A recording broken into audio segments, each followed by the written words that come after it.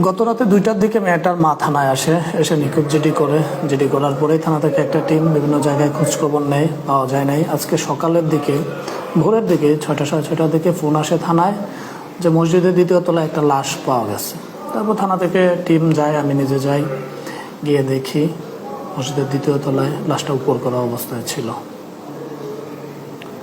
আপনারা এই আলামত দেখে কি ধরনের ধারণা হচ্ছে? প্রাথমিকভাবে মনে হচ্ছে অবশ্যই মার্ডার, আর পোস্টমর্টম করার পরে আরও বিস্তারিত জানা যাবে। আর এদিকে আমাদের সিআইডি ক্রাইম সিন ইউনিটও আসতেছে, তারাও পর্যবেক্ষণ করলে বোঝা যাবে অন্য কোনো কিছু কিনা। এমনি কি আমরা দর্শন বলতে পারি? এখনই বলাটা আগেই বলে ফেলা হয়ে যাবে, এটা আরও পরে বলা উচিত, নিশ্চিত হওয়ার পরে। আর মার্ডার বলতে পারেন। আর আমাদের আইনগত প্রক্রিয়াও চলমান আছে। যারা এর সাথে সম্পৃক্ত এরকম সন্দেহভাজনদেরকে আমরা পাকড়াও করছি এবং জিজ্ঞাসাবাদও করছি। ইতিমধ্যে আমরা 2জনকে নিয়ে এসে জিজ্ঞাসাবাদ করতেছি, তারাও সন্দেহের তালিকায় আছে।